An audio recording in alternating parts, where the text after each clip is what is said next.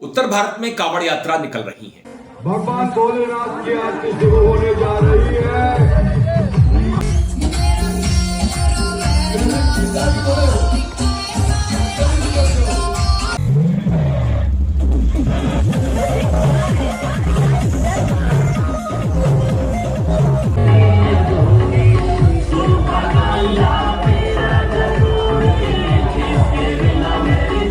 जब से ये कांवड़ यात्रा शुरू हुई है तभी से ऐसी घटनाओं के वीडियोस आने लगे हैं जिनमें गाड़ियां टूटती हुई दिखलाई पड़ती हैं।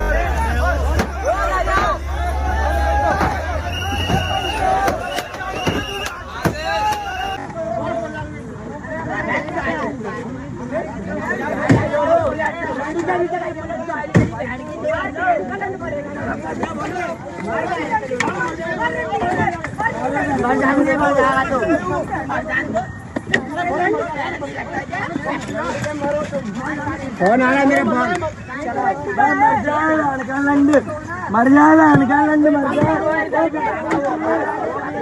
स्कूल वैनों को, बच्चों की स्कूल वैनों को भी बख्शा नहीं जाता। लखनऊ में एक घटना कल सामने आई जहां छोटे छोटे बच्चे परेशान हो रहे थे। उनकी स्कूल वैन को तोड़ दिया गया था, शीशों को चकनाचूर कर दिया गया था।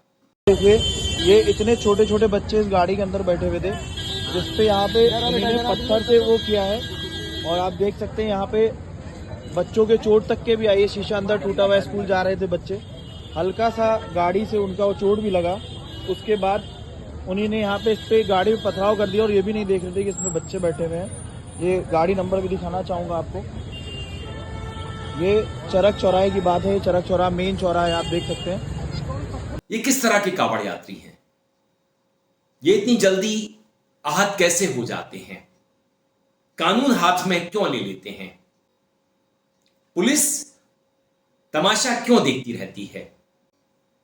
तमाम ऐसे लोग जो धर्म से फायदा उठाना चाहते हैं इन पर फूल बरसाते हैं। अरे बहुत अच्छे, बहुत सुंदर, बहुत सुंदर, बहुत सुंदर। पुलिस और प्रशासन को भी ऐसा ही करने के लिए कहा जाता है। पुलिस करती है, प्रशासन करता है। सवाल यह खड़ा होता है कि इस तरह की कांवड़ यात्राएं जिनमें अनुशासन नहीं दिखता, जिनमें कानून का पालन होता नहीं दिखता, उस पर सरकार चुप क्यों रहती है? उसकी क्या मजबूरी है?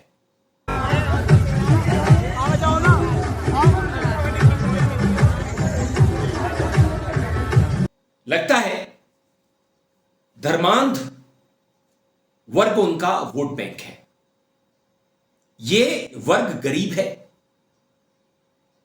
सामाजिक तौर पर लाचार भी है, मगर ये हुड़दंगी हो चुका है।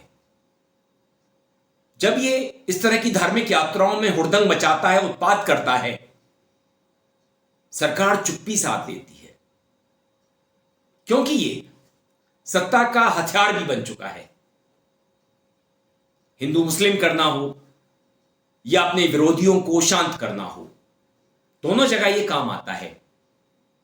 और वोटर तो ये है ही, और ना भी रहे तो क्या फर्क पड़ता है? उसके लिए बहुत इंतजाम हो चुके हैं। आपका वोट कब पड़ जाता है आपको पता ही नहीं होता। आप जाते हैं वोट डालने, मगर आपका वोट पड़ चुका होता है, आप ठगे से रह जाते हैं। बहुत तगड़ा इंतजाम की है, जीत निश्चित है। ओ भैया जी, कहाँ जा रहे हो? वोट डालने। का नाम है? गरीबदास। गरीबदास तो ही का नाम है और ये वोट डाल चुका है। घर जाओ। पर बेटा ये देखो, हमारा नाम, उम्र 50। अरे 50 का तो ई भी है। उका है ना कि पुराना खान पान बहुत तगड़ा रहा, दबा के घी खाएं। अब खुद ही देखो। और भैया मेरा वोट? का नाम है? जमुना देवी। अरे ये तो हमारा नाम है और हम तो वोट डाल चुके हैं। उका है ना कि आजकल हम लड़की लोगन में भी दाढ़ी मूछ रखने का फैशन चल रहा है। चलिए जाइए जाइए।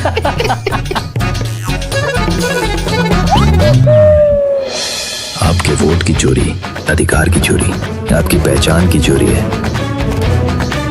तो आपके वोट की भी कीमत वैसी नहीं रही है जैसी एक स्वस्थ लोकतंत्र में एक अच्छी चुनावी व्यवस्था में हुआ करती थी। इसलिए हम एक ऐसे भारत की उम्मीद कर सकते हैं जो प्रजा के समान होगा, जिसके वासी प्रजा बन जाएंगे।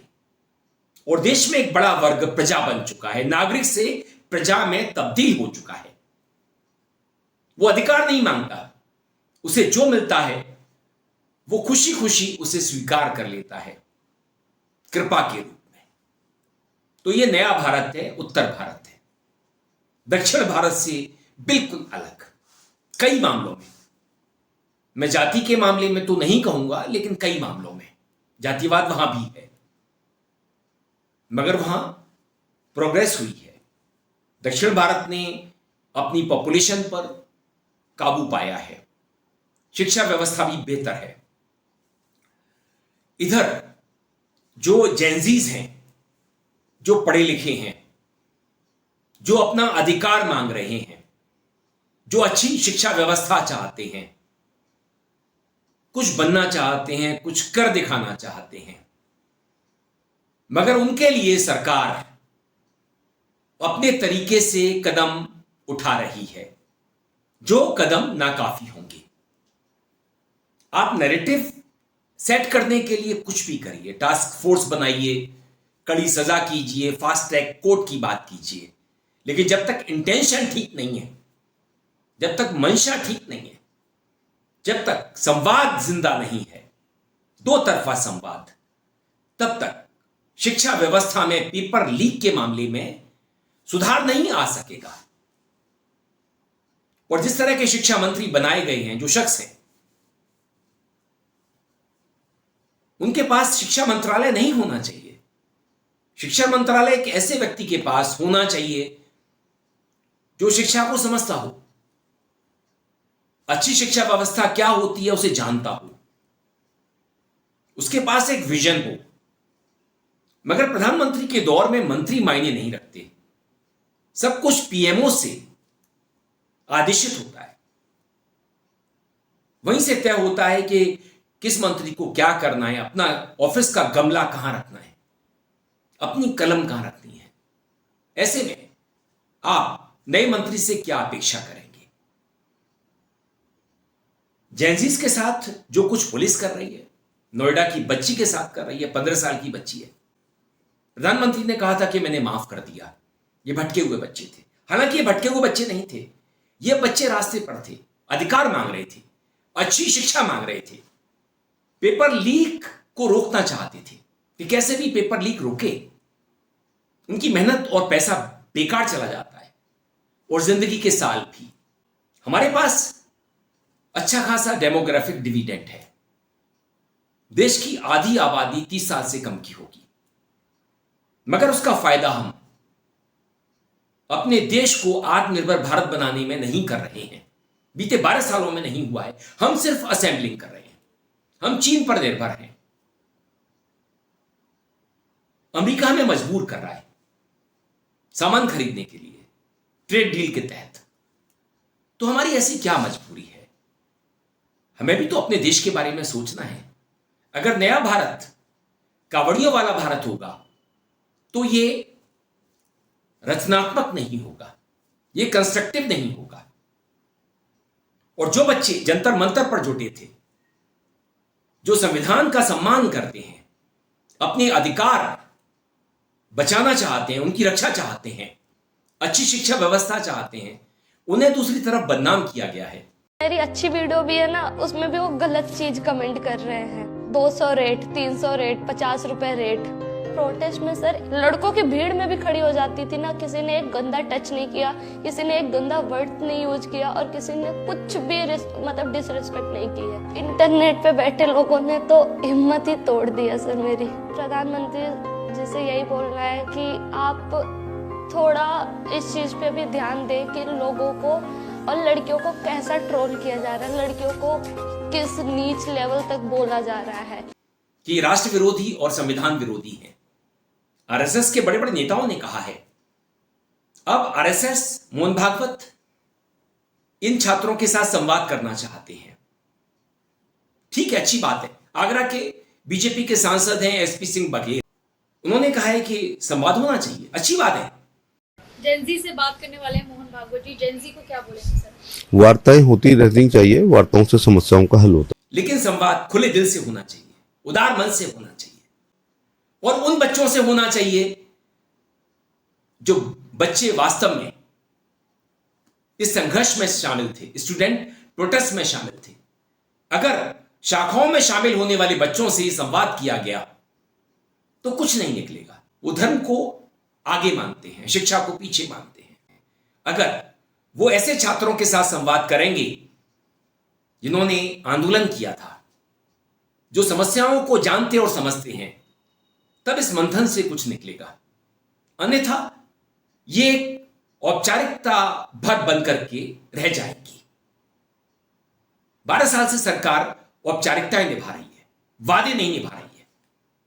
जिस दिन प्रधानमंत्री की मंशा, संघ प्रमुख की मंशा, इनकी कैबिनेट की मंशा काम करने की होगी, निर्णय लेने की होगी, सही दिशा में निर्णय लेने की, कुछ कर दिखाने की होगी, बदलाव लाने की होगी, तारीख पर तारीख देने की नहीं होगी, तब सच में बदलाव आएगा। लेकिन लगता नहीं है। जिस तरह से बच्चों के साथ पुलिस कर रही है, उस बच्ची के साथ कर रही है नोएडा की। ऐसा क्यों लग रहा है कि ये दोनों लड़कियां अलग अलग हैं? एक लड़की अडल्ट है और दूसरी लड़की टीनेजर है। मेरे डीएम में और मेंशन में जब बहुत बार ये बात आई तो मैंने इसकी एनालिसिस की। इसके facial side by side analysis structure का कंपैरिजन आपको दिखा रहा हूं। एक लड़की इसमें अडल्ट है और दूसरी लड़की टीनेजर है, ये साफ साफ दिखाई दे रहा है। चेहरे का डायमेंशन आपको जूम करके दिखाता हूं कि चेहरे की चौड़ाई, आंखों की बनावट, और सबसे खास बात इसके दांतों को आप देखिए। एक के दांत में गैप है जो छोटी बच्ची है और दूसरे के दांतों की बनावट एकदम अलग है। हो सकता है ये दोनों लड़कियां सगी बहनें हो। जो बड़ी लड़की है उसने जंतर मंतर पे जाके अभद्र भाषा का प्रयोग किया। जब कार्रवाई हुई तो उसकी छोटी बहन सामने आके सिंपैथी कार्ड खेल रही है। अगर ये लड़की वाकई में टीनेजर है, माइनर है, तो हमें किसी प्रकार की कोई कार्रवाई नहीं चाहिए। आज के बाद कोई वीडियो भी इस पर पोस्ट नहीं होगा और इसकी एफआईआर भी ड्रॉप कर ली जाए। लेकिन अगर ये झूठ फैलाया गया है तो इसकी भी इन्वेस्टिगेशन करके चीजों को सामने लाया जाए कि जो लड़की वहां गई थी वो बड़ी लड़की है, अडल्ट है, और ये जो है ये बच्ची है, इसको प्रस्तुत किया गया है। दोनों बहनें हो सकती हैं, या मैं गलत हो सकता हूं या तो मैं सही हो सकता हूं, क्योंकि सारी डिटेल आपके सामने रख रहा हूं। और अगर आपको भी लग रहा है कि मैं सही हूं तो मेरे वीडियो को इतना शेयर करो कि इनका झूठ सामने आए और इन्होंने जो नैरेटिव सेट किया है वो फेल हो जाए। अब आप लोग देखिए आप लोग को क्या करना है। जय श्री राम, जय हिंद। उन्होंने अपना घर छोड़ दिया है और हिंदू नेता भर भर के गाली देते हैं। मेरी अच्छी वीडियो भी है ना, उसमें भी वो गलत चीज कमेंट कर रहे हैं। 200 रेट, 300 रेट, 50 रुपए रेट। प्रोटेस्ट में सर लड़कों की भीड़ में भी खड़ी हो जाती थी ना, किसी ने एक गंदा टच नहीं किया, किसी ने एक गंदा वर्ड नहीं यूज किया और किसी ने कुछ भी मतलब डिसरिस्पेक्ट नहीं की है। इंटरनेट पे बैठे लोगों ने तो हिम्मत ही तोड़ दी है सर मेरी। प्रधानमंत्री जी से यही बोलना है कि आप थोड़ा इस चीज पे भी ध्यान दें कि लोगों को और लड़कियों को कैसा ट्रोल किया जा रहा है, लड़कियों को किस नीच लेवल तक बोला जा रहा है। महात्मा गांधी को गाली देते हैं, अपमानित करते हैं, उनकी गिरफ्तारी नहीं होती, विधुड़ी की गिरफ्तारी नहीं होती, जो हिंदू मुस्लिम कर रहा है। तो अगर बदलाव चाहिए तो इसे बंद कीजिए मोदी जी और नई दिशा में आगे बढ़िए। यह आपके लिए भी अच्छा है और देश के लिए भी। वीडियो पसंद आने पर आप इसे लाइक करें, दोस्तों साथियों में शेयर करें, चैनल को सब्सक्राइब भी कर दें, बेल आइकन का घंटी जैसा बटन दबाएं जिससे कि आने वाले वीडियो की आपको नोटिफिकेशन मिल सके। आप अपनी प्रतिक्रिया मेल आईडी और कमेंट बॉक्स में भेज सकते हैं। मैं था आपके साथ अरविंद, आप देख रहे थे मुझे अपने ही मंच अरविंद दिल से पर।